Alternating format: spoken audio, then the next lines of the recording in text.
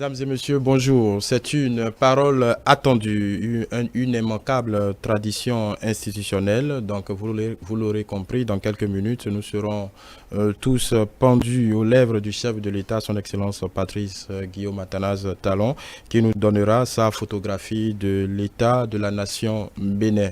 Nous aurons le plaisir d'entendre ce discours sur l'État, ce traditionnel discours sur l'État de la nation, et nous allons revenir quelque peu en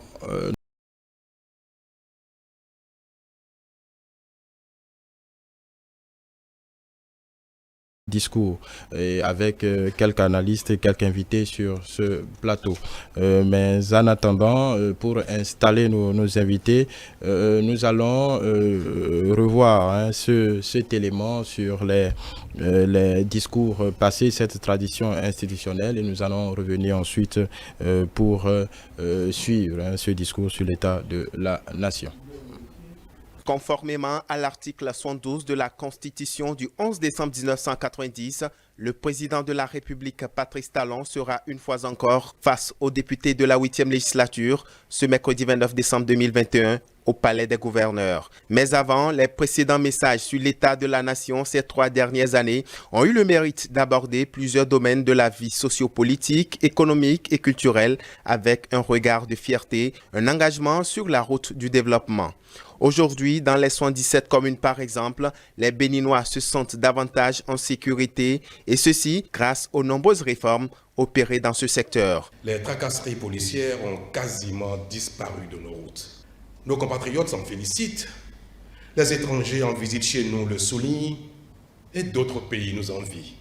La pertinence de la fusion de la police et de la gendarmerie en une seule entité, la police républicaine, se lie aisément à travers le meilleur maillage du territoire et la répartition plus rationnelle des ressources humaines qui ont permis d'intensifier la lutte contre la criminalité sous toutes ses formes. C'est pourquoi, au cours des prochaines années, mon gouvernement prêtera la même attention à la sécurité, matérialisée par des investissements plus importants encore, dans le renforcement de capacités des hommes et dans l'équipement de nos unités, forces armées béninoises et police républicaine confondues. Désormais, les Béninois peuvent aussi pousser un ouf de soulagement en matière d'électrification puisque l'énergie électrique est désormais disponible, même motif de satisfaction pour l'approvisionnement en eau potable. Sur ce front également, les études sont finalisées pour le démarrage au cours du deuxième semestre 2019 des travaux de construction de 500 nouveaux systèmes d'approvisionnement en eau potable multivillages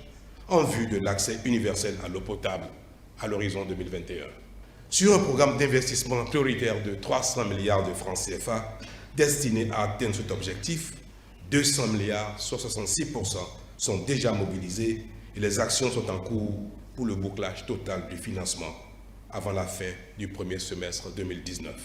Au cours de l'année 2018, le domaine de la santé a aussi retenu l'attention du gouvernement Talon à l'image des autres. Au registre des infrastructures du secteur, la mise en service de l'hôpital de zone d'Alada, le redémarrage des travaux de celui de Savet, les démarches pour la construction de l'hôpital de zone des 3A, à Promissete, à Vrancourt et à Djara, et les préalables déjà accomplis pour la construction de l'hôpital de référence d'Abomey-Calavi témoignent de nos efforts. Ceux-ci sont soutenus par un vaste programme de réhabilitation des plateaux techniques existants. À cet égard, un diagnostic d'envergure est déjà en cours. C'est dire qu'à terme, le secteur de la santé sera totalement mis aux normes pour combler nos attentes. Faire de la lutte contre la corruption un véritable cheval de bataille, le gouvernement a joint l'acte à la parole avec pour point d'orgue l'assainissement des finances publiques. Avec la volonté du gouvernement de mettre fin à la gestion approximative des finances publiques, de mener une lutte implacable contre la fraude et l'évasion fiscale, de dématérialiser les procédures dans un contexte où le maître mot était le laxisme. Voilà, de retour sur ce plateau, comme je vous l'annonçais, je suis en compagnie de quelques invités pour décrypter, pour vivre et décrypter cette matinée spéciale. À ma gauche, un habitué du plateau, Félicien Fayon, bonjour. Bonjour Xavier et bonjour à tous les téléspectateurs qui nous suivent en ce moment. C'est un plaisir pour moi d'être sur ce plateau pour décrypter le discours du chef de l'État. Voilà un autre habitué, même s'il vient de façon intermittente. Gildas Aïzanon, conseiller technique au ministère du numérique et de la digitalisation. Bonjour. Cher ami Xavier, bonjour, très heureux de retrouver un plateau de télé. Alors, c'est une tradition, le discours du chef de l'État sur l'état de la nation. Également du président de l'Assemblée. Comment vous le sentez cette fois-ci? Est-ce qu'il y a une attente particulière? Non, de façon classique, nous savons tous que c'est une exigence constitutionnelle qui est faite au président de la République de se présenter devant la représentation nationale et de délivrer son discours sur l'état de la nation. Le président Patrice Talon nous a habitués à des discours succincts.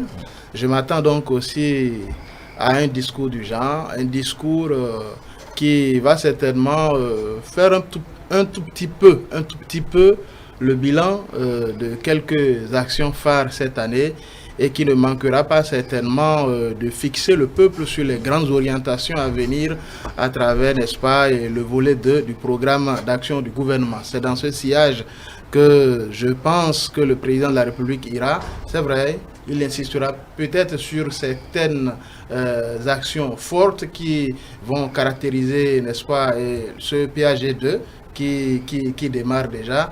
Et voilà un peu ce à quoi je m'attends, n'est-ce pas, dans ce discours.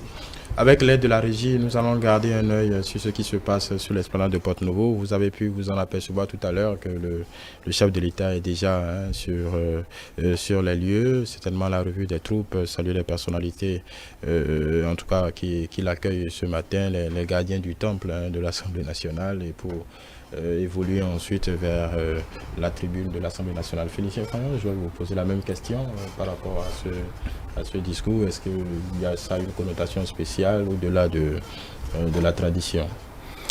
Vous savez, ce qu'on attend, sinon ce que les populations attendent de ce discours, ce sont les annonces. Ce sont les annonces parce que, vous vous rappelez, il y a 5 ans, quand il était là, il faisait donc son premier discours sur l'état de la nation devant l'Assemblée nationale. Il avait fait l'état des lieux et également une annonce sur ce qui va être fait. Parce qu'il venait à peine de lancer son premier programme d'action du gouvernement à l'époque. Et donc aujourd'hui, c'est vrai, le PAG n'est pas encore lancé et apparemment ça ne sera pas lancé officiellement, mais ça a été quand même validé en Conseil des ministres. Donc, devant l'Assemblée nationale aujourd'hui, le chef d'État, c'est sûr, fera les grandes annonces de ce PAG. Et ce que les gens attendent, c'est qu'est-ce que nous mangeons, qu'est-ce que nous gagnons. Parce qu'en fait, la préoccupation de beaucoup, d'accord, c'est cela aujourd'hui. Les gens attendent peut-être de l'argent frais, les gens attendent des annonces. Et il a dit déjà, en mai dernier, il avait déjà parlé du hautement social. Alors, ça va être quoi concrètement? C'est sûr qu'aujourd'hui, le chef de l'État fera ses annonces. Il lèvera un coup de voile sur ce que nous attendons pour l'année 2022. Et, en tout cas, à la fin de son discours, c'est sûr que l'espoir renaîtra, d'accord, dans les cœurs de chacun des Béninois. En ce qui concerne l'argent frais, bon, ça c'est déjà annoncé pour la revalorisation des salaires. Donc on va dire que oui, ça a été annoncé. On attend peut-être qu'il le confirme encore aujourd'hui et peut-être pas donner même des idées. On ne sait jamais parce que les gens ont annoncé qu'il y aura une augmentation.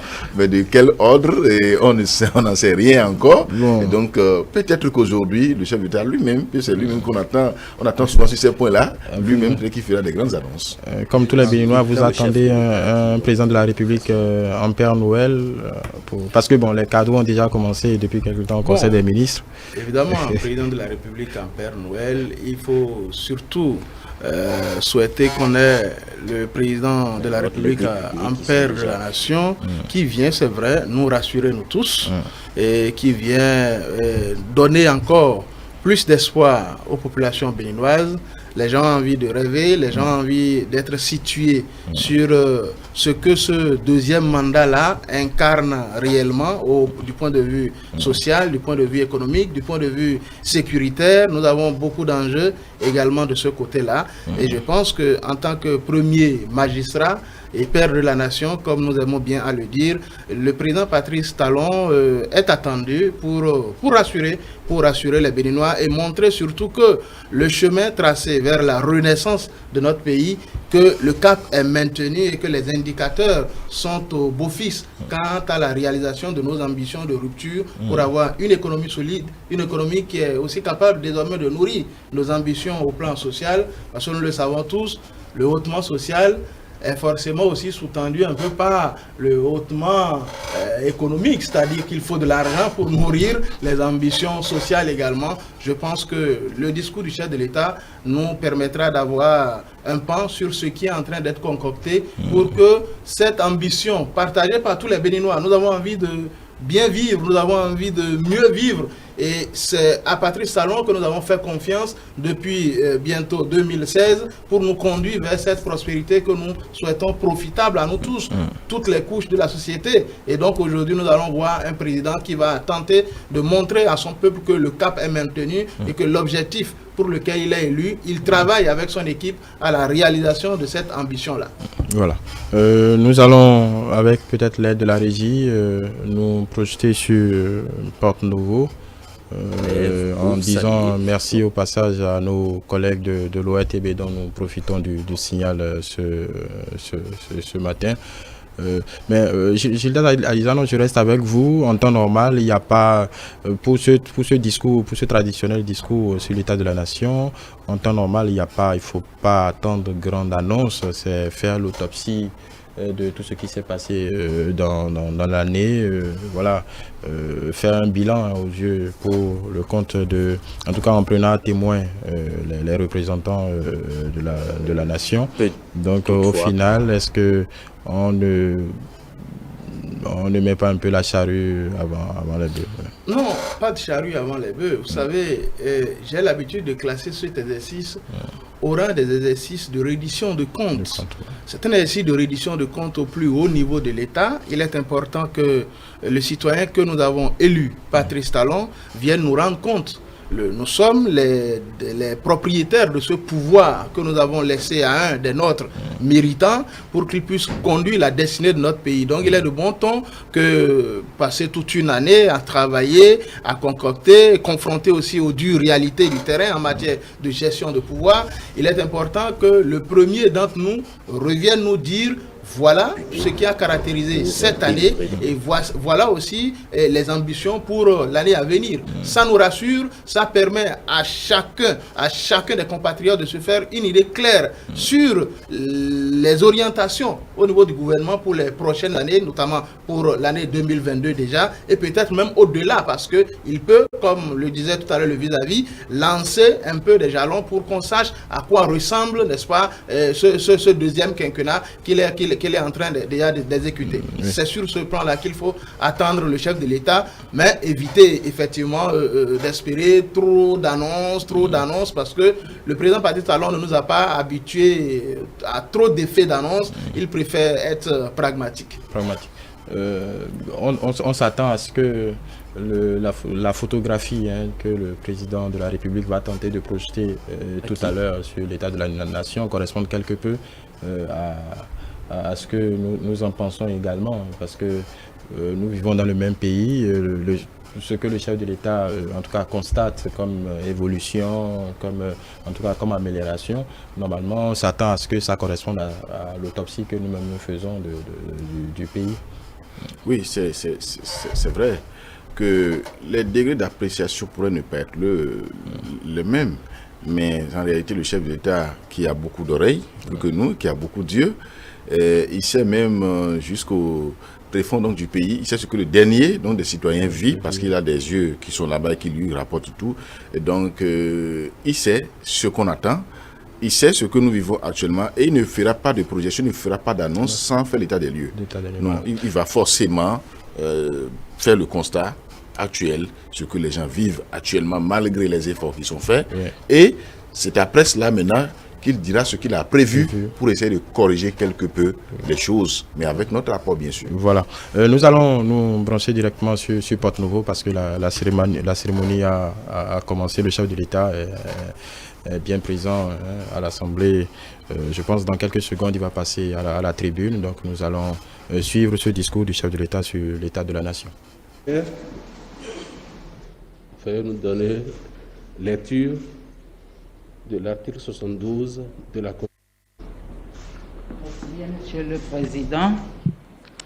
Extrait de la loi numéro 90-32 du 11 décembre 1990 portant Constitution de la République du Bénin, telle que révisée par la loi numéro 2019-40 du 7 novembre 2019.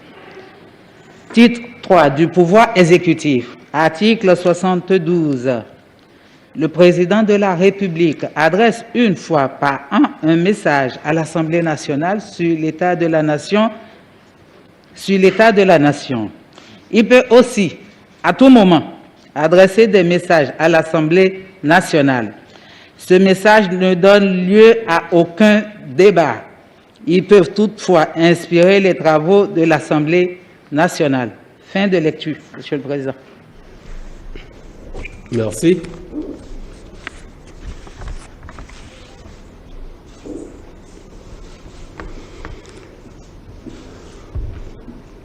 Excellences, Monsieur le Président de la République, chef de l'État, chef du gouvernement, Mesdames et Messieurs les membres du Bureau et de la Conférence des présidents,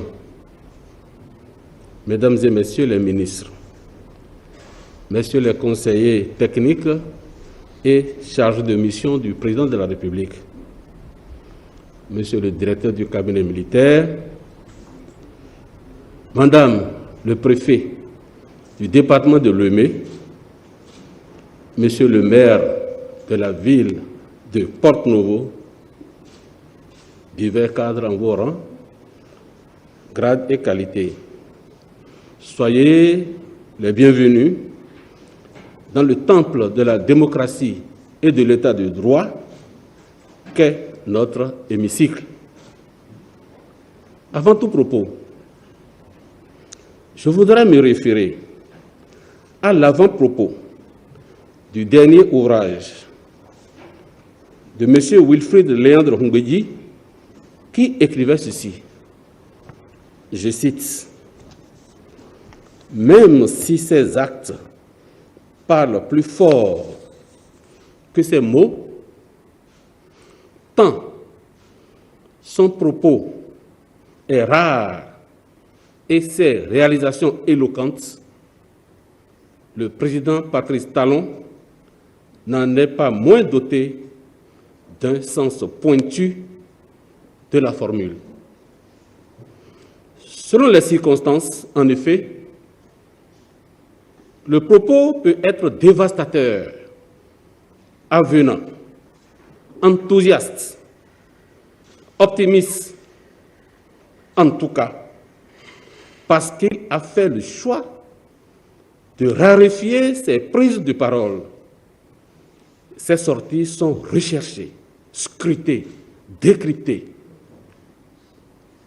La concision de ses discours, la précision de ses mots, saluée du reste, autant par l'opinion que par les exégètes d'ici et d'ailleurs, n'enlèvent rien à leur profondeur.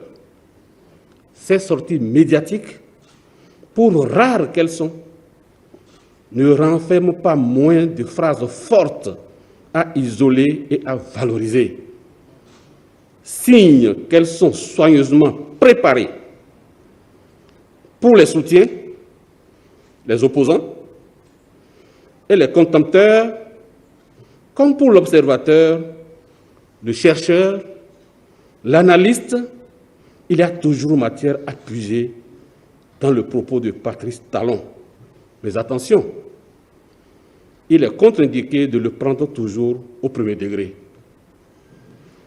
Fin de citation.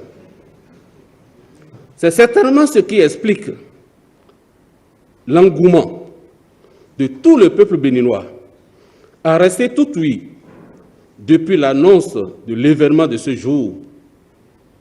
Les réseaux sociaux, la presse écrite et audiovisuelle sont inondés de commentaires de tout genre en ces termes. Que dira Patrice Talon à son peuple? Voici ce que Patrice Talon dira aux députés, etc. L'art divinatoire est même mis à contribution pour y parvenir. Et que sais-je encore? Wait and see. La première secrétaire parlementaire, l'honorable Sophia Tchanou, vient de donner lecture de l'article 72 de notre Constitution, dont le premier alinéa fait obligation au président de la République de délivrer une fois par an, devant l'Assemblée nationale réunie, un message sur l'état de la nation. La tradition a placé cette adresse en fin d'année, généralement au cours de la dernière semaine. C'est donc avec une légitime fierté qu'au nom de mes collègues, je vous souhaite la bienvenue au Palais des gouverneurs pour à la fois honorer l'obligation constitutionnelle et sacrifier à la tradition.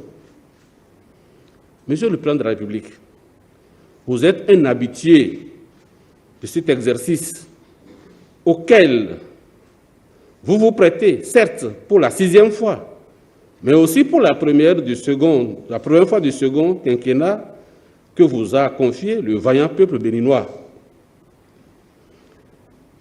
Pour ma part, au regard de notre détermination, de l'accompagnement soutenu de votre gouvernement et de l'engagement des partenaires et prestataires, je suis optimiste que votre prochain message sur l'état de la nation nous sera adressé dans un cadre plus approprié, plus attrayant, plus pittoresque, dans le tout nouvel hémicycle de notre siège actuellement en construction.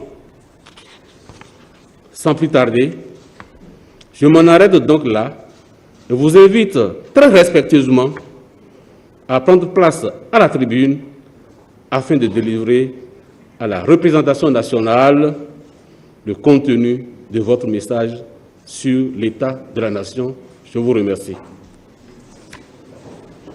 Les mots introductifs du président de l'Assemblée nationale, Louis Gbéounou Vlavonou, qui a d'ailleurs rappelé cet avant-propos de Wilfrid Léon-Montbélier dans son ouvrage, le chef de l'État.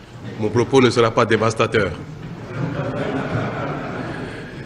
Il sera plutôt optimiste, mais très bref. Il n'excédera guère 10 minutes.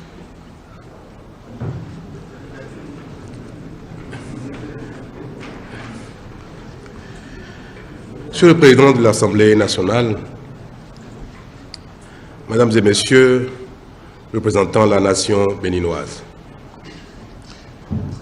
au titre de mon second mandat, c'est bien la première fois que je viens vous entretenir sur l'état de la nation. C'est avec honneur que je vais accomplir ce devoir républicain. Cet exercice, régulièrement fait au cours des 5 années écoulées, nous a donné l'occasion d'observer, dans chaque domaine, que si nous n'avons pas encore atteint l'idéal attendu, nous avons résolument amorcé une phase de développement global qui fait que notre pays se porte de mieux en mieux. Cela est désormais un acquis indéniable. Ce qui est davantage un acquis fondamental au mérite de nous tous, c'est ce nouvel état d'esprit qui nous caractérise et que je ne cesse d'évoquer.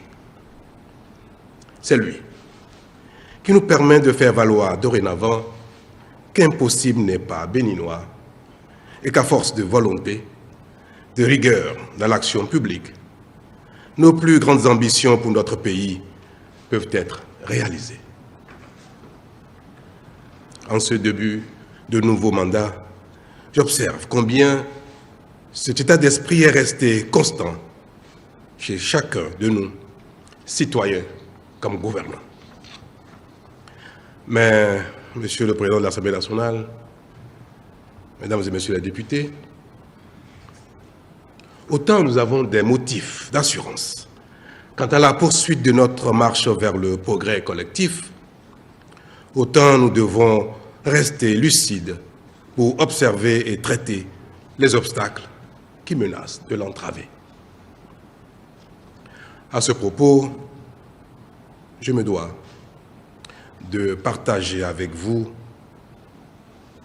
les deux défis majeurs qui se posent à nous en ce moment. Ils sont bien d'ordre sécuritaire et sanitaire. Du point de vue sécuritaire, nous le savons tous, ces dernières années, nous avons engagé des réformes et accompli des investissements et consenti des investissements importants pour équiper nos forces de défense et de sécurité afin de garantir davantage la sécurité des personnes et des biens sur toute l'étendue du territoire national. Ce que beaucoup ne savent pas encore, peut-être, c'est que depuis 2 ans au moins, nous avons déployé un important dispositif de prévention dans nos communes frontalières où la menace terroriste, en raison des développements observés dans des pays limitrophes, est forte. Tant le phénomène a pris de l'ampleur chez certains de nos voisins. Nous l'avons fait, s'il vous plaît, pour prévenir ou éviter au maximum les incursions chez nous, parce qu'il faut bien le dire, la situation dans la sous-région est très préoccupante.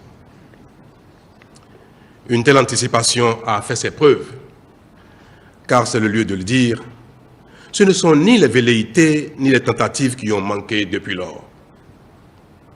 Mieux, nous avons régulièrement procédé à des interpellations justifiées. Cependant, malgré nos précautions, nous avons été éprouvés à plusieurs reprises ces derniers temps, ces derniers jours.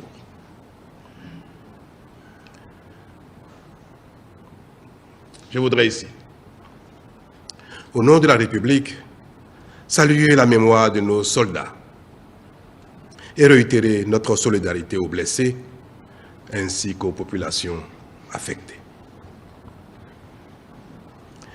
Ces faits, au-delà de troubler notre quiétude, nous rappellent davantage notre obligation collective de préserver l'intégrité du territoire, l'unité nationale, la concorde et l'harmonie qui nous caractérisent malgré les désaccords sporadiques inhérents à la vie en communauté. Cela est si vrai que c'est bien en cœur que nous avons marqué notre indignation face à ces attaques ignobles. Quoique douloureux, ces faits ne doivent pas nous décourager, encore moins nous détourner de notre objectif, celui de consolider les progrès déterminants qu'ensemble nous avons réalisés ces dernières années. Comme nous savons le faire désormais, mieux par notre nouvel état d'esprit, nous serons, à l'avenir, encore plus déterminés et plus vigilants.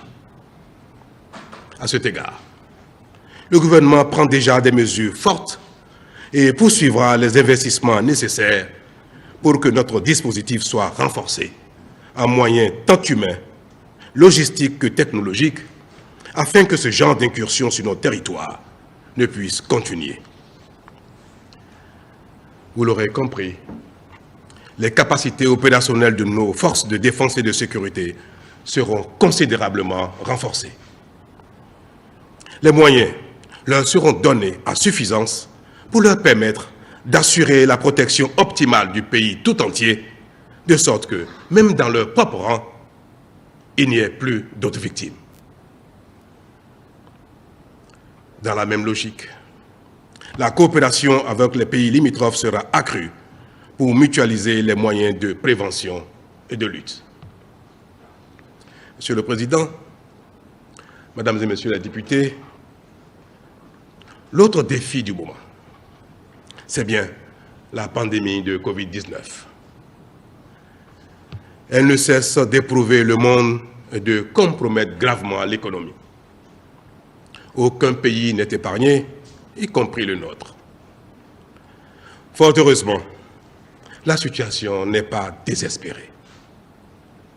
La mobilisation de la communauté internationale, notamment scientifique, permet d'y faire face avec un certain succès, malgré les mutations prévisibles du virus.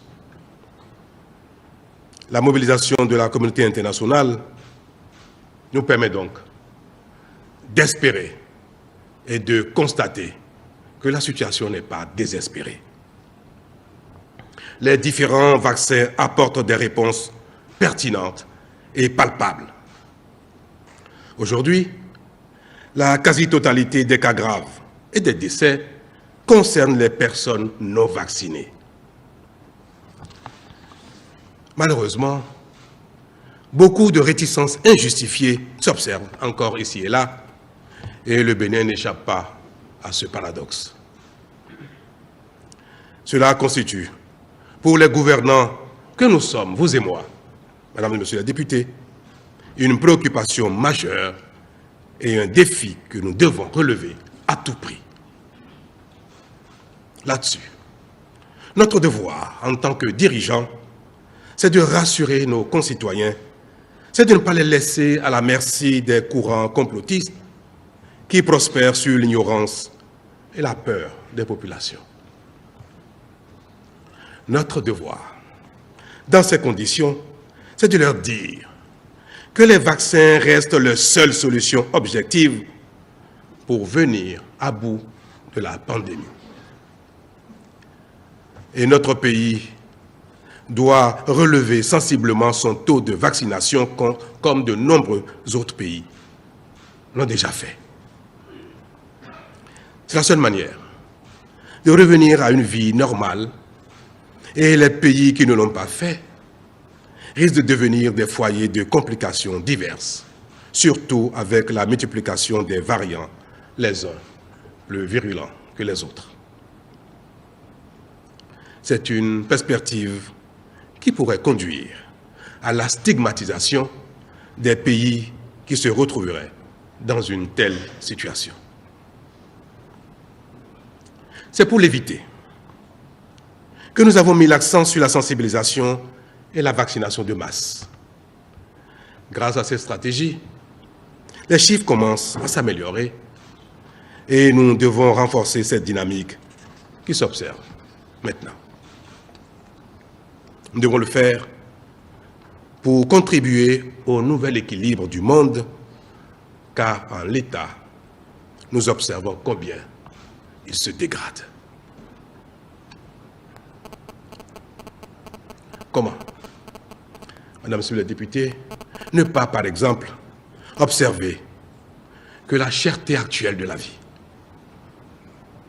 est principalement due aux effets induits de la pandémie.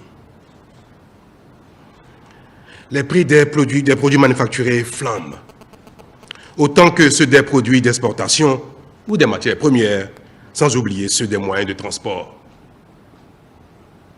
Nous le ressentons gravement, chacun dans son panier.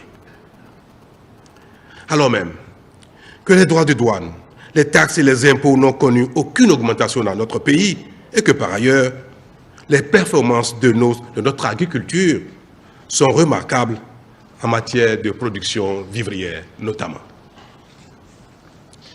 C'est le signe que le monde est rentré dans un cycle de cherté rarement observé. Nous sommes victimes d'une situation globale et c'est la lutte victorieuse contre la pandémie qui aidera principalement à inverser cette tendance à la cherté de la vie. Mesdames et Messieurs les députés, ce que nos populations constatent ici et là, les souffrances qui ne cessent au jour le jour de malmener nos concitoyens sont essentiellement dues aux conditions néfastes de la pandémie.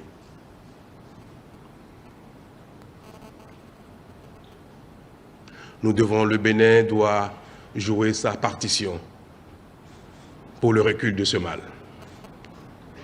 À défaut, soit nous serons stigmatisés, isolés, soit le chèque sera universel et la vie sera de plus en plus difficile, encore plus difficile pour les uns et les autres. Cela n'est pas à souhaiter, comme je l'ai dit tout à l'heure, la situation n'est pas désespérée. Le Bénin doit jouer sa partition et nos dirigeants, vous et nous, devront tout faire pour que cette partie du monde qu'est le Bénin contribue efficacement à la lutte contre la pandémie. Ainsi, sommes-nous donc solidaires des efforts qui se font partout? Ou alors, je dirais plutôt, ainsi, devrons-nous être solidaires des efforts qui se font un peu partout, tant que la Covid-19 restera un problème mondial? Mesdames et messieurs, les grands équilibres seront compromis, mais principalement dans les pays les moins développés. Monsieur le Président, Mesdames et Messieurs les députés, fort heureusement, nous sommes suffisamment édifiés désormais pour savoir que même face à l'adversité la plus redoutable, le Bénin doit continuer à écrire les belles pages de son histoire.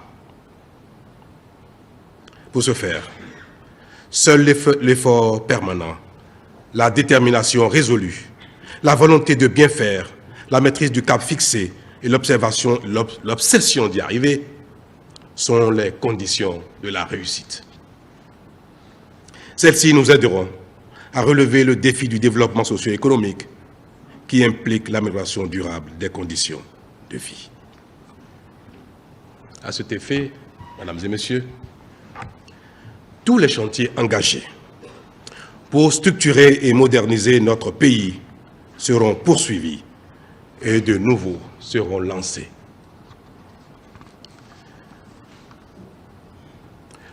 C'est ce qui traduit justement le programme d'action du gouvernement 2021-2026 que nous avons adopté il y a quelques jours. Il porte nos ambitions, mais traduit surtout notre détermination à bâtir un pays où il fera de plus en plus mieux vivre pour chacun.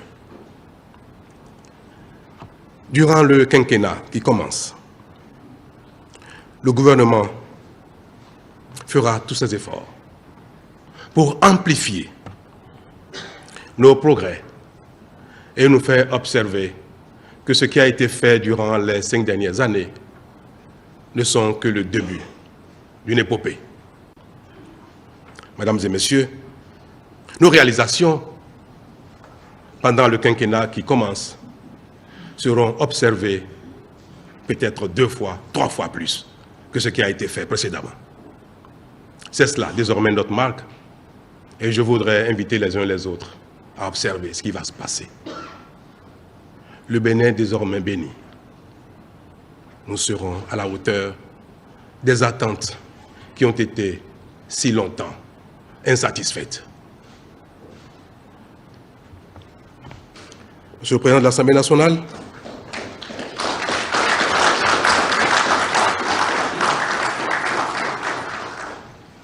Monsieur le Président de l'Assemblée nationale, Mesdames et Messieurs les députés, je disais tout à l'heure, à l'entame de mon message, que c'est mon tout premier discours sur l'état de la nation en ce qui concerne mon second mandat. Je n'ai pas dit le deuxième, le second.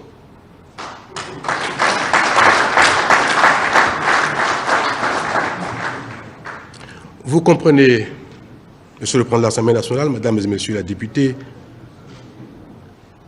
quelle est ma détermination pour faire en sorte que l'élan de ce qui a commencé ne s'essouffle. Pour faire en sorte que dans tous les domaines de vie, aussi bien en ce qui concerne nos besoins essentiels de base, comme l'eau, l'électricité, les infrastructures routières, la santé, l'école, nous allions le plus loin possible afin que plus jamais cela ne figure dans les revendications, dans les requêtes de nos concitoyens. Mais ce que nous ferons et qui permettra à notre pays, à nos concitoyens, de constater qu'au-delà des infrastructures de survie, ils peuvent mieux vivre, c'est d'investir pour améliorer le quotidien de chacun, notamment dans son assiette. Nous allons œuvrer de sorte qu'il y ait de plus en plus d'emplois pour nos enfants, pour nos jeunes, pour nos seniors qui malheureusement ont passé leur vie à espérer avoir un emploi.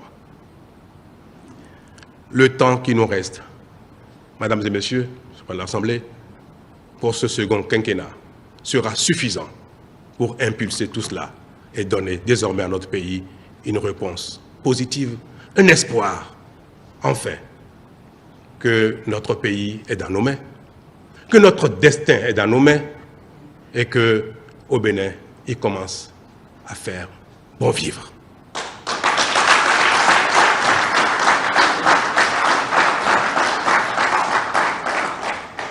Monsieur le Président, Mesdames et Messieurs les députés, cela est à notre portée, n'est-ce pas? C'est bien notre challenge le plus passionnant. Nous y tenons, nous y arriverons. Nous venons de loin, comme on l'a déjà dit, mais nous irons le plus loin possible.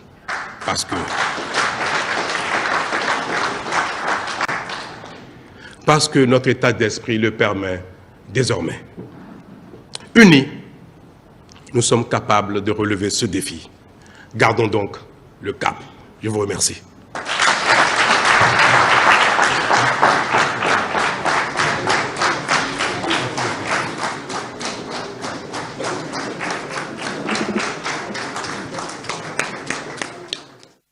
Voilà, de retour sur ce plateau à la suite de ce bref discours sur l'état de la nation. Le président l'avait annoncé en réponse au président de l'Assemblée nationale. Je crois qu'il a fait pratiquement les 10 minutes chrono. Joël Ataïk-Biadegbe qui nous a rejoint en temps, bonjour. Bonjour, bonjour, chers téléspectateurs. Voilà, votre première impression, vous avez suivi le discours comme nous. Non, c'est l'impression que le président de la République reste fidèle au format qu'il a quasiment instauré, en plus de la tradition énoncée par le président de l'Assemblée. On peut parler également de la tradition concernant la période du discours qui est constitutionnelle. On peut parler de la tradition instaurée par le président Talon et de rendre ses discours, ses interventions les plus brèves possibles. Et je veux croire à ça, c'est un autre défi. On verra. Voilà, Gilda Saïzano, gardons le cap. Il a fini pratiquement là-dessus.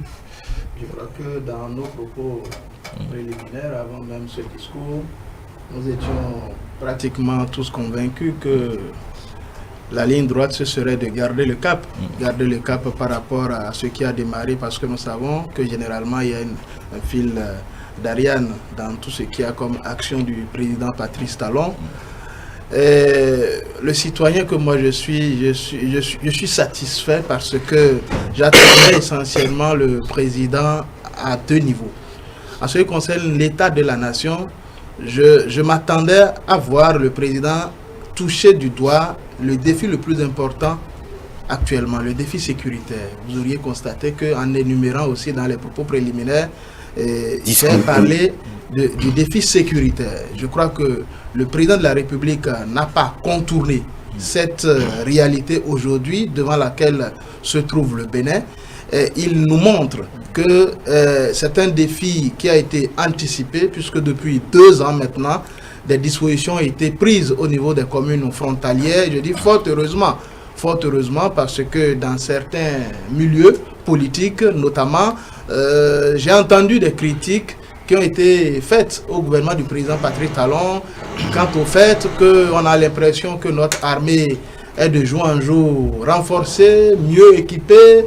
J'ai dit heureusement qu'il y avait aussi cette anticipation depuis quelques années pour que notre armée ne soit pas totalement obsolète, qu'on puisse renouveler un certain nombre d'équipements. On a vu des véhicules blindés, on a vu beaucoup d'engins, n'est-ce pas, ces dernières années qui nous prouvent que nous avons amélioré notre capacité de réaction. Je crois qu'aujourd'hui, le défi auquel notre pays est confronté, qui est celui de l'extrémisme violent, vient prouver que les autorités béninoises ont eu raison d'anticiper. Il nous le dit pour que tout le peuple soit debout, qu'on soit conscient que cette bataille-là, c'est-à-dire la bataille face à l'extrémisme violent, ne peut pas être remportée uniquement par les forces de sécurité publique ni le gouvernement. Il faut que toutes les populations soient en état de veille, qu'on ait les renseignements nécessaires afin que rapidement on puisse conjurer cet état de choses.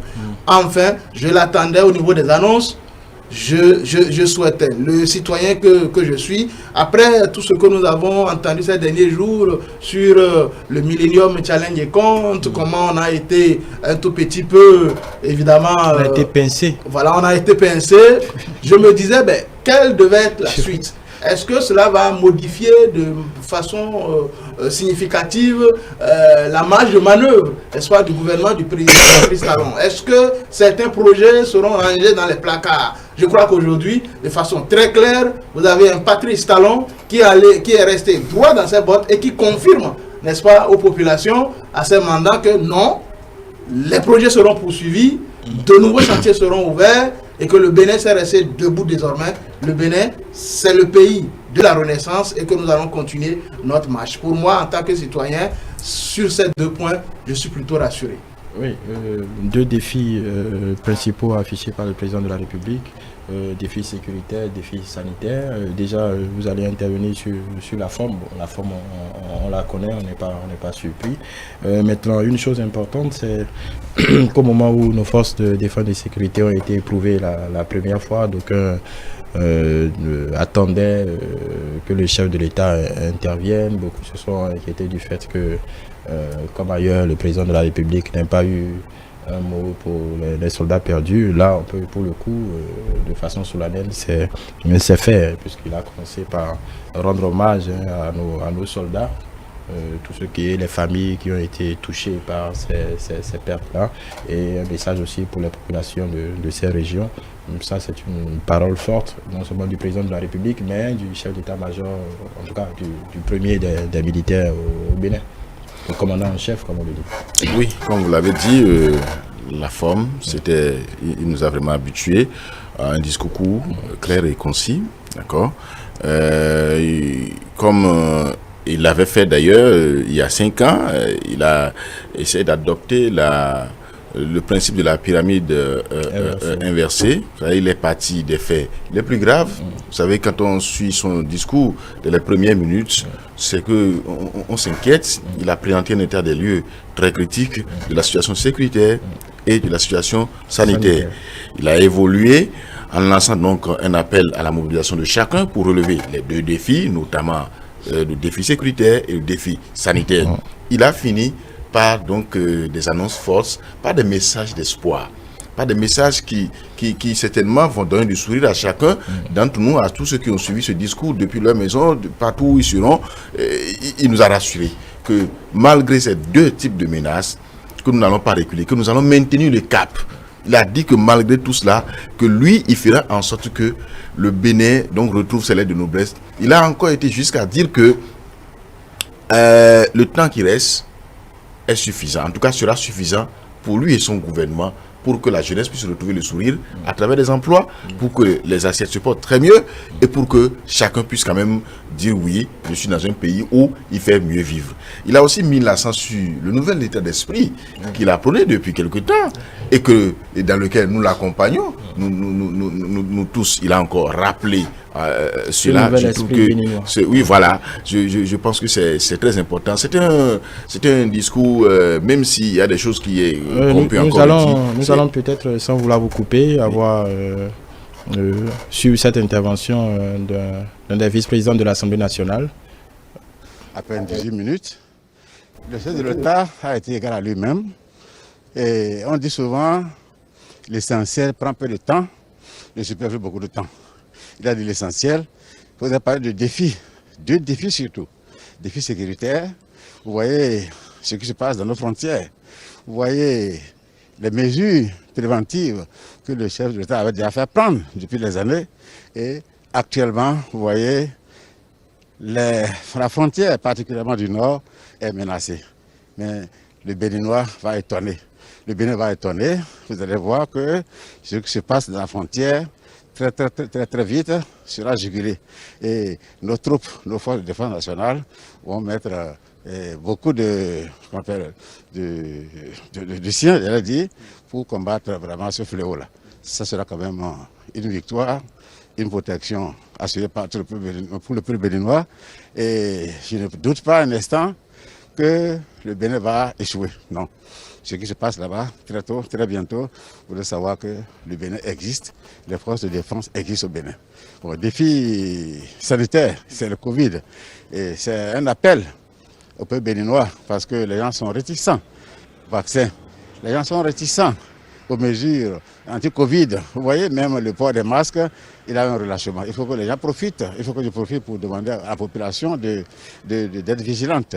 La vaccination, c'est le seul moyen actuellement dans le monde pour nous épargner de ce fléau-là. Donc il faut que les populations sachent que c'est la vaccination qui est le seul remède actuellement pour éviter cette pandémie, pour lutter contre cette pandémie-là. Je crois que c'est ça qui est important que le chef d'État vient de dire. Et votre part de combat, vous allez travailler à infléchir les efforts budgétaires en direction de ces défis-là, accroître les moyens contre le défi sanitaire, pour relever le défi sanitaire, le défi sécuritaire, mais également le défi social, puisque la Covid-19 a eu des contre-coups, la détresse sociale et le stress économique. Oui, bien sûr, bien sûr. Vous savez, le chef d'État a dit qu'actuellement, ce qui fait que nous avons des problèmes. On parle du panneau de la ménagère et on parle qu'on appelle des prix qui ont flambé. Tout ça, ce n'est pas dû à la mauvaise gestion du Bénin. C'est dû à cette pandémie qui, sur le plan international, impacte négativement nos économies. Donc, avec le travail, avec beaucoup de détermination, je crois que le chef d'État a dit que nous allons y parvenir. Je crois que c'est ce que je veux. Vous vous sentez solidaire de ce combat? Oui, bien sûr, nous soutenons le chef de l'État. Je suis un député de la mouvance. Je soutiens naturellement le chef de l'État et je suis très optimiste. Je sais que nous y parviendrons. Merci beaucoup à vous, monsieur le premier vice-président de l'Assemblée nationale, honorable Gbian. On va recevoir à votre suite un autre député. Merci de vous approcher, s'il vous plaît. Voilà, ce discours vous inspire quoi? Un sursaut? Est-ce que vous êtes satisfait des efforts, surtout sur les deux défis annoncés par le chef de l'État que nous vivons, défi sécuritaire et défi Covid-19? Vous êtes satisfait des efforts annoncés et de l'orientation budgétaire à imprimer pour faire face? Nous sommes très optimistes sur ce discours qui est fait par le chef de l'État, le connaissant, sachant que c'est un homme de principe et de parole. Et il n'annonce jamais ce qu'il ne peut pas faire. C'est pour ça qu'en même temps, il parle du défi, il parle en même temps du budget qui doit accompagner. Parce que à une mission, des moyens conséquents. Et quand c'est le chef de l'État, le président Patrice Talon qui parle, mon frère, je dis, nous sommes optimistes. En tout cas, nous, députés, nous sommes optimistes. Vous êtes satisfait par rapport aux efforts, aux mesures sécuritaires qui ont été anticipées? On est satisfait. C'est vrai que quand il reste à faire, c'est comme si rien n'est fait. Nous, c'est comment faire pour l'accompagner. C'est surtout ça. Et vous savez, la paix aussi est un facteur très déterminant pour tout ce qu'on est en train de faire. Parce que quand on est déterminé et qu'il manque la paix, c'est que ça pose un problème. Nous profitons pour demander la paix pour ce pays. Et demander qu'on se donne la main, que nous soyons en union de prière. Pour que tout ça, parce que la sécurité, ce n'est pas du jeu. Mais la volonté, la détermination, c'est affiché et nous sommes convaincus que ça deviendra une réalité. Alors, selon vous, c'est des défis qui demandent une sainte alliance pour qu'on taise nos querelles intestines et éventuellement partisanes. Quand le chef de l'État dit à la fin de son discours, tous unis, nous sommes capables de relever le défi, ça a une forte résonance chez vous? Absolument. Pour moi, c'est l'unité. C'est l'unité. C'est-à-dire que c'est les hommes. Sans les hommes, c'est difficile. Sans la paix, sans la concorde, sans l'unité, c'est difficile pour tout le monde. Ce n'est pas seulement au Bénin, c'est universel dans le monde entier. Donc, je pense que les Béninois, nous devons comprendre que ça ne nous arrange pas. Nous sommes aujourd'hui un pays qui émerge. Et donc, pour que l'émergence soit une réalité, et concourt à notre bien, au bien des populations, nous avons besoin de nous donner la main et de taire un peu nos querelles. Ça, c'est très, très, très important. Ce n'est pas une question de Patrice Talon, c'est une question de la nation, c'est une question du peuple. Et nous devons voir que même ce qui se fait et qui n'arrange pas aujourd'hui le peuple, ça ne vient pas de Patrice Talon. Il a dit, et c'est clair qu'aujourd'hui, avec la pandémie, nous avons des problèmes économiques dans le monde entier. Donc, pour moi, donnons-nous la main et j'invite le peuple pour que cette paix-là soit une réalité afin que les défis économiques, sécurité, tout ça là, soient de mise. Merci beaucoup à vous, honorable. On vous laisse continuer. Bonne suite à vous. Voilà, Ricardo, merci au... De retour sur ce plateau, visiblement, j'ai été quelque peu, disons, précédé par la régie. Voilà, Joël Ataï Gadegbe, il y a un message plutôt clair et direct, ceux qui peuvent être encore plus rassurés aujourd'hui. Une population particulière dans la grande population que nous formons, ce sont les forces armées. Parce que quand vous entendez votre commandant en chef dire, voilà, les capacités, nous allons mettre les moyens, les capacités opérationnelles seront renforcées en termes humains, en termes logistiques, en termes technologiques. Pour ceux qui sont sur le front, ils doivent pouvoir être rassurés. Tout à fait. Et si on suivait plus attentivement les questions de sécurité et de défense dans notre pays, on saurait que le gouvernement de notre pays avait anticipé. Et c'est peut-être ces événements malheureux qui révèlent les dispositions anticipatrices prises. Et je n'ai pas de doute que la stratégie sera progressivement ajustée pour faire face à ce défi de l'extrémisme violent qui vient contrarier nombre d'efforts, de perspectives dans cette partie du Bénin, et notamment relativement au tourisme, mais simplement aussi par rapport à la quiétude, à la liberté d'aller et de venir, et qui reste un besoin fondamental de l'homme, encore plus dans un petit espace comme celui de notre pays. Je veux croire que le plus tôt possible, le haut commandement et le chef suprême des armées, que le président de la République, sauront communiquer à l'ensemble de la communauté nationale et ce sentiment que nous sommes tous concernés et par ce défi-là, qui ne peut pas être la seule affaire des hommes en uniforme. Autrement dit, nous aurions échoué comme dans d'autres pays à côté de nous. Mieux, le chef de l'État a annoncé et que des efforts seraient faits, en cas qu'il engagerait des discussions et dans le sens de la coopération sous-régionale. Là également, c'est important que de part et d'autre de nos frontières, il y ait une relative convergence. Il ne servirait à rien de croire que d'un côté, nous mettrions tout en place sans nous assurer que de l'autre côté, on en fasse à peu près de même. Donc, c'est davantage d'approfondissement du renseignement, de la réponse adéquate au plan militaire comme au plan de la coopération que viendra le retour un peu à la paix qui nous caractérisait et davantage même pour l'ensemble de la sous-région ouest-africaine. Nous avons besoin de bâtir, de construire en tout cas un espace viable économiquement. Nos populations sont déjà suffisamment à l'étroit, sont déjà suffisamment sous les contraintes énumérées par le chef de l'État, et notamment avec la Covid. Je suis un peu moins satisfait par sa démonstration, où j'aurais voulu avoir davantage de démonstrations, mais il aurait certainement mordu sur le temps. Et j'aurais davantage aimé plus de déclinaison du mandat hautement social qu'il a annoncé lors de son investiture. Mais dans l'ensemble, il a cherché à rassurer que la prétention au bien-être social est légitime dans notre pays. Il a même rassuré sur la nécessité d'accueillir le conflit, d'accueillir les différences, d'accueillir, de considérer les chamailleries qu'il peut y avoir. Oui, dans toute communauté, encore plus dans toute nation, il puisse y avoir de temps à autre des divergences.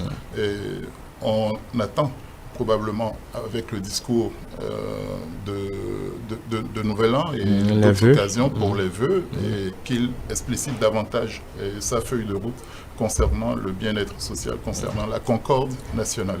Voilà. Merci. En termes de, juste, je reviens vers vous, en termes de, le président de la République a parlé de coopération, ça vient chasser quelque peu les idées qui ont circulé ces dernières semaines sur la fermeture de la frontière avec le Burkina, et ainsi de suite. Ça vient chasser l'idée quelque peu que le Bénin ne se barricadera pas pour lutter contre en tout cas ce mal endémique qu'est le terrorisme. Non, d'ailleurs, aucun pays ne peut à lui seul dire que lui, il peut s'isoler et travailler pour lutter contre le terrorisme. Vous savez, les terroristes n'ont pas un camp. Ils ne sont pas quelque part où on peut aller les détruire et dire que c'est fini avec eux. Ils sont partout avec nous. Je vais vous couper encore une fois. Je m'excuse. Ça tombe toujours sur vous. Oui, il n'y a pas de problème. On va écouter l'honorable. À mon humble avis, nous devons quand même le féliciter. Le féliciter pour lui donner du courage à continuer sur cette lancée. Parce que le Seigneur nous a gratifié d'un homme qui est Patrice Talon, qui a des ambitions à nul autre pareil. Et à voir le Bénin aujourd'hui, vraiment, nous en sommes fiers, même à l'extérieur. Nous sommes fiers et un peu partout, le Bénin est plus connu qu'auparavant. Donc, nous devons mettre la main à la pâte et l'accompagner. Il a parlé de la pandémie et c'est un signe. C'est pour nous dire que nous devons tous, à bras le corps, changer la mentalité de la population parce que la majorité ne s'est pas vaccinée. Et c'est ceux-là qui sont victimes quand le mal vient. Donc, en tant que député, moi déjà, dans ma circonscription, je vais rassembler mes ténors pour que nous puissions vraiment sensibiliser nos populations à se vacciner. Et à côté de ça, il a parlé de la famine et de la cherté de la vie. Et je crois que ce phénomène risque même de s'aggraver si on ne fait pas attention. Parce que nos agriculteurs aujourd'hui ont pris comme récolte aujourd'hui, culture du moins le soja. Mais le Bénin ne mange pas du soja. Le soja est exporté et ils en sont fiers parce qu'il y a de l'argent dedans. Mais il ne faut pas négliger les cultures et les récoltes que nous consommons ordinairement. Merci, que nous consommons au profit de ce culture de rente exportée. Ça là ne nous arrange pas parce qu'aujourd'hui le maïs coûte cher et la farine du manioc coûte cher, tout coûte cher parce que tout le monde veut faire soja. Donc il revient au ministre de l'Agriculture de sensibiliser les agriculteurs à ne pas négliger et le maïs, même l'igname. Culture vivrière de grande consommation. De grande consommation. L'igname coûte excessivement cher aujourd'hui alors que normalement c'est une denrée qui est consommée un peu partout. Le maïs, et que sais-je encore. Donc, nous avons du pain sur la planche. Merci beaucoup. Nous avons du pain sur la planche. Merci beaucoup. On vous souhaite une... Voilà. Nous venons d'entendre, on était avec vous. Oui, justement, j'expliquais donc qu'aucun pays ne peut de façon isolée dire que lui, à lui seul, il peut lutter contre le terrorisme. Parce qu'ils ne sont pas quelque part terroristes, ils sont avec nous, ils vivent avec nous, on ne les connaît pas. C'est des gens qui, pour frapper, mettent du temps. Et donc, si seul, vous pensez que vous pouvez lutter contre eux, ce n'est pas possible. Je me rappelle de cette approche du général Fernand Amoussou, en 2015, qui intervenait sur RFI et qui disait que lui, en tant qu'expert de lutte contre le terrorisme, que lui, il proposerait aux États africains de créer une armée continentale. Ce n'est pas qu'on va forcément créer un camp dans lequel on mettra les différentes armées, mais qu'il y a une manière, il y a une possibilité de créer une armée, soit sous-régionale, ou bien carrément une armée continentale pour pouvoir lutter contre le mal. Oui, c'est la coopération. On a entendu, il y a le G5 Sahel qui est, quoi qu'on en dise, opérationnel. Oui, je pense qu'on peut aller au-delà de ça. Et donc, si le chef de l'État aujourd'hui, Patrice Talon, annonce que lui, il va coopérer avec les autres pays, oui, c'est sûr, parce que ceux qui nous frappent, Ils vivent quelque part. Ils sont sur un territoire. Ceux qui frappent les autres, ils vivent quelque part aussi. Et donc, si on pouvait s'entendre et mettre à contribution et mettre ensemble les moyens technologiques, les moyens humains, tout ce que nous avons au niveau donc, de nos différentes armées, je pense qu'on peut réussir à faire reculer ce mal qui vient tout détruire. Voilà. Le second défi, évidemment, c'est le défi sanitaire, la Covid, qui lui a permis de mettre en relief les difficultés sociales qu'on court. Ce qui est peut-être intéressant, c'est que le chef de l'État n'a pas fait la fine bouche, n'a pas tergiversé pour reconnaître que effectivement la situation est très difficile pour nos populations.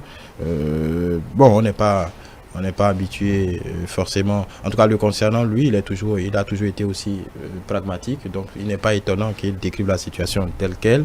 Donc cette fierté, il la relie aux conséquences néfastes de la Covid, parce que voilà, le transport en général, maritime notamment, s'est contracté. Il y a beaucoup de conséquences néfastes au niveau international qui se répercutent sur la chaîne de valeur à l'interne, ce qui est de nature à compliquer quelque peu la gestion des prix, en tout cas générer de l'inflation pour une bonne partie des produits de première nécessité. Non, je crois que c'est suffisamment bien dit. Et pour aider peut-être nos citoyens à mieux comprendre, c'est que lorsque nous ne produisons pas certaines choses que nous utilisons au quotidien, certains biens que nous utilisons au quotidien, et que les pays dans lesquels ces produits, n'est-ce pas, sont fabriqués, sont aussi confrontés à la réalité, n'est-ce pas, de la Covid, qui empêche peut-être d'avoir la main-d'œuvre courante comme cela existait avant la pandémie. C'est clair que les conditions de production deviennent un peu plus difficiles. Les moyens de production deviennent un peu plus difficiles. Et ce qu'on produisait peut-être, je donne à tout hasard, à 100 francs, peut-être une boîte de tomates dans un pays européen, avec cette pandémie, vu que c'est difficile de s'organiser, les ressources sont de plus en plus rares, évidemment, ça va prendre un coût. Ça prend un coût, le transport également, comme le chef de l'État l'a dit, ça prend un coût. Et donc, le consommateur final, forcément, se retrouve avec un produit qu'il achetait peut-être avant à 100 francs, mais qui devient aujourd'hui 200 francs ou 300 francs. Donc ça ne dépend pas véritablement de nos pays. Ça nous amène peut-être à mieux réfléchir sur comment nous devons faire nous-mêmes pour améliorer notre tissu industriel. Parce qu'il ne faut pas rester là à dépendre tout le temps des autres et à trembler dès qu'il y a ce genre de crise. C'est aussi l'une des leçons que nous devons tirer avec cette pandémie de Covid-19, c'est que nous devons apprendre à mieux produire. C'est vrai, vous avez vite fermé la page sécuritaire, mais je tenais à dire que notre commandant en chef nous a rassurés. Quand cette affaire a démarré, la question que tous les Béninois se posaient, c'est est-ce que notre armée sera au rendez-vous? Cette affaire de djihadisme. Le Bénin? Ah non, on se croyait totalement épargné. En tout cas, même si les autorités, elles, comprenant les enjeux, ont vite pris des dispositions et depuis 2 ans, ils savaient que le Bénin, même si on est béni, on n'était pas loin aussi de souffrir des affres du terrorisme. Mais dans le subconscient des populations, c'est comme si le Bénin n'a rien. Est-ce que nous on a de l'or? Est-ce qu'on a des ressources? On ne sera pas touché. Mais nous sommes là en face de la réalité, c'est que ces gens-là ont besoin d'espace pour circuler. On sait que le terrorisme, ça nourrit le pillage, c'est pour du banditisme, c'est pour voler des ressources. Et donc, on nous prouve aujourd'hui que le Bénin n'est pas épargné. Et donc, tout le monde s'est posé la question, est-ce qu'on sera au rendez-vous? Nous avons aujourd'hui la réponse claire. Le Bénin sera au rendez-vous de cette lutte-là. Notre armée sera au rendez-vous de cette lutte-là. Nous serons suffisamment équipés pour bouter hors de nos frontières, n'est-ce pas, et ces individus sans foi ni loi qui viennent perturber la quiétude. Et je crois que déjà, vous avez vu, tel que notre armée s'organise, la réplique a été presque automatique chaque fois que ces gens-là ont tenté des incursions, comme pour dire, on va voir si de l'autre côté, les Béninois vont vite céder. Je crois qu'on est en train de répliquer de manière forte. Ça prouve que vraiment, le Bénin sera au rendez-vous. Parce que sans la sécurité, écoutez, nous le savons tous, les autres côtés, c'est difficile. Sans la sécurité, ce que nous créons déjà, la cherté de la vie, ça va devenir encore de plus en plus cher. Si les zones de production de notre pays, le Grand Nord, si ça commence par être menacé et que les parents ne peuvent plus aller au champ et que les femmes ne peuvent plus aller au marché, si les circuits d'approvisionnement sont bloqués par les djihadistes, écoutez, la cherté de la vie, ça va devenir encore de plus en plus grave. Il n'y aura pas que la Covid-19, cette fois-ci, qui sera évoquée comme seule conséquence, mais comme cause de notre situation, mais également, cette situation sécuritaire viendrait aggraver encore, n'est-ce pas, la situation des populations béninoises. Donc, le chef de l'État a totalement raison lorsqu'il cible ces deux priorités-là. Et je pense que, véritablement, même si la Covid-19 c'est pas une nouveauté pour cette année 2021, on vit la réalité depuis 2019, mais c'est clair que nous devons devenir de plus en plus résilients, devons développer des solutions au plan local pour atténuer les effets de cette affaire-là, parce qu'elle est venue, nous ne savons pas quand nous en avons pour combien d'années encore. J'ai pas envie d'être optimiste pour dire dans un an c'est fini, on n'entendra plus parler de cette affaire. Mieux vaut nous préparer à l'idée que la Covid est là pour un bon moment encore et qu'il nous faut préparer des solutions alternatives pour que nos populations puissent mieux produire et qu'on sente moins les effets, n'est-ce pas, de cette pandémie. Joël Ataï-Gadegbe, si le tableau dépeint sur ce sujet par le chef de l'État est juste par rapport à des produits comme l'huile, le sucre, ainsi de suite, qui peuvent se comprendre puisque nous importons un peu tout cela. Ce qui se comprend moins, c'est l'inflation observée sur des produits que nous produisons ici, d'autant plus que le chef de l'État a confirmé que ce n'est pas comme si nos productions, notre niveau de production a régressé pour autant. Alors, donc peut-être qu'il faudra mettre un peu plus le focus sur la lutte contre la spéculation ou que nos produits s'évadent quelque peu dans la sous-région, parce qu'il est incompréhensible que ce que soit l'igname, le gari, ainsi de suite, le maïs, qui est l'inflation observée, même si on n'est plus au niveau de prix observé il y a quelques mois, mais il n'en demeure pas moins que ces produits-là sont chers quand même. Il faut absolument intégrer à la réflexion l'environnement international, les contraintes liées au transport, à l'économie générale, des importations, des biens et services. Mais il est évident que nous avons une propension à la spéculation dans notre pays, une espèce de cupidité même avérée et cynique, dans la mesure où nous souffrons tous du même mal et que nous sommes pratiquement prompts à le dénoncer hypocritement alors que nous y contribuons par notre comportement. Ce n'est pas tant que ça l'appel de l'air exercé par les pays voisins. On songe au grand Nigeria, mais nous aussi, nous sommes importateurs de biens du Nigeria et des autres voisins, ne serait-ce que les oignons qui viennent du Burkina, du Niger notamment. Et donc, on ne peut pas vivre en vase clos, je répète ce que disait mon voisin à côté. Et je crois que la lutte contre la spéculation qui consistait à raisonner les cargaisons, les camions allant vers l'étranger, vers la sous-région, n'était pas appropriée. Et ce n'était pas la meilleure des réponses. Fort heureusement, on a rangé cette manière de faire. Il faut fondamentalement renforcer la disponibilité des biens et services, améliorer la productivité. C'est vrai, on étale souvent les scores que nous avons faits en matière de coton. Nous sommes restés constamment premiers depuis 3 ans en Afrique sur ce terrain. C'est absolument méritoire parce qu'on en voit l'incidence en termes macroéconomiques. Mais sur la production agro-industrielle, il nous faut davantage d'explications. Il faut qu'on s'organise dans la gestion des stocks, en cas, dans la disponibilité pour les plus pauvres, enfin, et dans l'accessibilité, je veux dire, à ces biens-là. Si vous n'avez pas les moyens de les acquérir, d'assurer votre pitance du jour, ne serait-ce qu'en termes de repas unique de la journée, ça pose un problème de malaise dans la communauté nationale parce que pendant le même temps, on voit quand même d'autres s'enrichir, vivre confortablement. Il ne s'agit pas d'aller au nivellement. Des efforts sont faits au niveau des cantines, par exemple, pour assurer un minimum aux enfants qui y vont. On est loin d'atteindre ce qui est optimal. Mais on peut entraîner tout le pays à se regarder davantage, à ne pas prêter le flanc au comportement inflationniste et à ne pas toujours doiter l'État comme le principal responsable de tout ça. L'État lui-même tarde parfois à apporter les bonnes réponses. Je songe à la volonté de mieux recueillir la TVA à travers les machines... les factures normalisées. À travers les factures normalisées. Ce n'est que très récemment qu'on a commencé à expliquer que la facture normalisée n'implique pas une augmentation systématique des prix. Mais on aurait pu adresser ça, anticiper au moment où on mettait en place cela. Donc il y a parfois un retard et un différentiel dans la réaction. Et donc c'est aussi à l'État de ne pas encourager les comportements inflationnistes, à les juguler au plus tôt.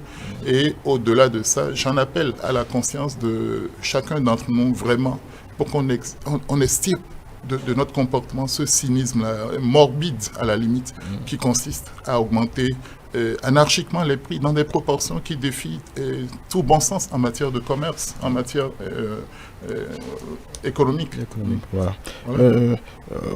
Quand on sort un peu de ce tableau-là, on parlait du ton du discours du chef de l'État qui tend à rassurer la collectivité nationale, mais il y a des paroles fortes quand le président dit ces 5 dernières années ne sont que le début d'une certaine épopée. C'est un peu comme si on veut le paraphraser dans le langage courant, vous n'avez encore rien vu. Oui, mais on n'a encore rien vu, mais il a mis une borne en parlant du second. Il n'a pas parlé du deuxième et dernier mandat. Il a parlé du second, ça veut dire deuxième et dernier. Il a explicité subtilement. Et je crois que... Et puis il expliquait aussi que les réalisations qui restent à faire, c'est 2 à 3 fois plus que ce qui a été déjà fait. Et donc, quand il dit que les 5 ans seront suffisants, ou bien que le début d'une épopée, je crois que il faut prendre ça positivement. Même si son porte-parole a écrit comme le président de la il faut le prendre au mot, parce qu'il aime qu'on le prenne au mot. Non, mais on me dit de ne pas considérer ces paroles au premier degré. Au premier degré. Donc, moi, je pense que et quand il le dit, il a dû mesurer la situation et ses capacités, et c'est peut-être ce sur quoi il compte en nous donnant cette assurance-là. Moi, je voudrais revenir sur la situation sanitaire pour dire que, et ça, le chef d'État a quand même été plus précis qu'avant. Si, par exemple, du côté de la situation sécuritaire, le devoir est beaucoup plus du côté des gouvernants, du gouvernement et de l'armée plutôt. Au niveau de la situation sanitaire, je pense que les gouvernants sont en train déjà de jouer leur rôle et que le plus grand rôle revient aux populations que nous constituons. Parce que tout à l'heure, il a appelé les populations à se faire vacciner. Il a demandé que cessent, les intoxications, les réticences, pour que nous puissions quand même évacuer ce mal-là. Moi, je ne comprends pas comment est-ce que dans un pays où on essaye de nous expliquer ce qu'il y a de bon pour nous, il y a des gens qui certainement se cachent et qui fomentent qui préparent des informations qui ne sont pas vraies, mais qui les jettent au sein de la population, rien que pour les intoxiquer et les faire reculer. Qu'est-ce que ça coûte, que les gens se fassent vacciner? Qu'est-ce que ça gêne qu'on laisse les gens se vacciner? Si vous ne voulez pas le faire, laissez les autres. Et donc le chef d'État quand même nous a appelé à une prise de conscience pour que nous puissions le faire. Et pour moi, c'est peut-être l'occasion de dire aux téléspectateurs que nous suivons que le vaccin est très important. Encore que le président de la République vient de relever que le problème sanitaire que nous traversons, que nous vivons, est à la base de la cherté de la vie. C'est-à-dire que nous avons la solution à portée de main. Il suffit que tout de suite, chacun se lève et aille se faire vacciner et que chacun respecte les gestes barrières pour que peut-être, notre pays ne se voit plus isolé, pour que notre pays soit de plus en plus la destination la plus sûre et que cesse ces difficultés-là. En tout cas, cette assurance personnelle que le chef de l'État a en ce que le Bénin est à la veille d'une grande destinée et que voilà, ce qui arrive pour les prochaines années, en tout cas pour ce second mandat, devrait aller au-delà de ce qu'on a encore vu. On a déjà sous les yeux.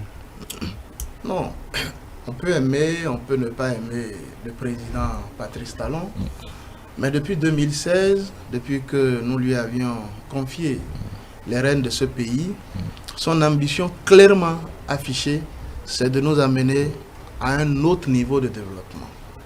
Il le clame et tout récemment, le mot est sorti. Nous voulons aller vers la renaissance de notre pays. Il était temps pour nous de cesser de nous satisfaire des gadgets tels que quartier latin de l'Afrique, de cesser de nous satisfaire tels que seulement grande démocratie, même si on a faim. Et le président de la République, quand il nous projette un meilleur Bénin, il ne dit pas qu'il est le seul citoyen par qui cela va arriver, mais il dit clairement que les balises sont jetées maintenant pour que les attentes prioritaires de nos populations, les populations de Tchoumi-Tchoumi, de Parpapanga, de Pepori, Yakou et autres, parfois ne demandent pas plus qu'avoir de l'eau, avoir des centres de santé pour se soigner convenablement, avoir parfois même l'électricité, ça relève du luxe, les pistes rurales pour pouvoir véritablement limiter la souffrance de nos parents qui produisent difficilement. Et donc, nous autres peut-être qui sommes en ville, nous avons d'autres besoins qui sont des besoins d'un autre niveau. Mais la grande majorité de nos populations, il est inconcevable que tout ce temps après l'accession de notre pays à la souveraineté internationale, qu'on continue par dire qu'il n'y a pas de l'eau par-ci, qu'il n'y a pas de routes par-là. Le président de la République dit que ce second mandat lui permettra encore de faire un bond qualitatif et quantitatif par rapport à la résolution de ces attentes qui sont des attentes primordiales au niveau de nos populations. Cela ne veut pas dire qu'après Patrice Talon, les besoins ne vont pas rester et qu'on ne continuera pas par faire des efforts. Mais il dit son ambition d'aider vraiment les citoyens de nos villages, de nos villes, à avoir le minimum pour se sentir fiers d'appartenir à une nation qui se développe. Il ne faut pas qu'on revienne toujours sur les mêmes réalités. Et déjà, moi, je pense que on peut avoir des motifs d'espoir. Des motifs d'espoir parce que quoi qu'on dise aujourd'hui, l'électricité dans notre pays est de meilleure qualité. Nous avons augmenté quand même nos capacités de production aujourd'hui. C'est un fait. L'eau potable aujourd'hui, c'est clair que de plus en plus, nous avons amélioré nos performances, même les moyens de transport. Cela se voit un peu partout dans nos différentes communes. Le projet à travers l'asphaltage, c'est vu. Ça, quoi qu'on dise, quand on prend certaines routes asphaltées du Bénin, ben, ce n'est pas comme si ce ne sont que les soutiens du président Patrice Talon qui empruntent ces voies, qui sont contents. C'est tout le peuple, que vous aimez Patrice Talon ou pas, ben, vous êtes heureux de pouvoir quitter peut-être Cotonou à 7h et de vous retrouver déjà du côté de Parakou autour de 11h30 midi. Ce n'était pas gagné d'avance et ce n'est pas parce que vous faites beaucoup de vitesse, c'est justement parce que la route est meilleure, vous n'êtes pas obligé de freiner à chaque 50 mètres à cause des nids de poules. Il y a des efforts du genre qui sont des efforts très importants aujourd'hui que le président de la République est en train de faire avec son gouvernement et il nous dit que malgré l'adversité, qui peut être une adversité très forte, aujourd'hui, le Bénin ne va pas renoncer à ses engagements de développement, à ses ambitions de développement. Malgré ce qu'on a eu comme coup, nous ne le souhaitons pas. On aurait aimé qu'on ait toutes les ressources nécessaires pour nous accompagner, pour aller un peu plus vite. Mais notre gouvernement apprend à s'adapter, notre gouvernement apprend à diversifier les sources de revenus, de recettes, n'est-ce pas, pour financer ses ambitions. Moi, je crois que c'est rassurant. Ce Bénin dans lequel il fera mieux vivre pour nous tous. Le président Patrice Talon nous montre qu'il travaille à cela. Il y croit de toute façon et je crois que c'est le plus important. Mais il insiste toujours, hein, c'est au prix de l'effort permanent, de l'effort collectif. Ça ne sort jamais de son discours où il salue, en même temps qu'il salue ce nouvel esprit béninois, en tout cas d'un Bénin qui croit en ses capacités, un Bénin qui y tient, qui est animé peut-être par l'obsession d'y arriver en reprenant ces mots. Il y a l'effort, il n'y a que l'effort collectif doit être permanent pour qu'on puisse y arriver. Non, c'est absolument son mérite d'exalter la valeur du travail, de l'effort. Il n'y a pas de richesse sans accumulation du travail d'abord, sans intensification, sans meilleure organisation. Et donc parfois, cette rationalisation va nous étonner, va nous heurter, et ne serait-ce qu'en termes de licenciement, de fermeture par-ci, par-là. Mais il a reconnu la légitimité de la demande d'emploi et de bien-être des plus jeunes, en cas de ceux qui arrivent sur ce marché du travail. Dans d'autres situations, il a tenté d'apporter des réponses sur la manière d'y arriver. Donc il faut pouvoir non seulement le prendre au mot, mais l'accompagner et éventuellement critiquer, sinon aider à ajuster là où cela le mériterait. Mais il est important que nous redécouvrions réellement l'importance du travail dans une communauté. On ne peut pas partager autre chose que les fruits du travail et de l'effort.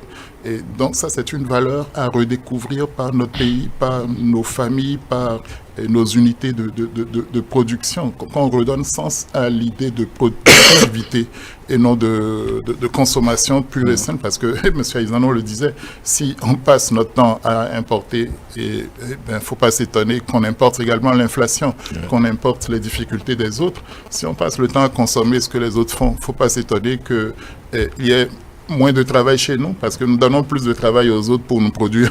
Donc le lien par le travail est fondamental, et il faut continuer à mettre l'emphase là-dessus pour que le mérite détermine à l'arrivée ce que chacun aura eu de plus que l'autre. Mais d'abord, investissons-nous dans une réorganisation de notre travail, de notre vivre ensemble, et nous allons dégager les marges pour améliorer l'accessibilité aux services sociaux notamment.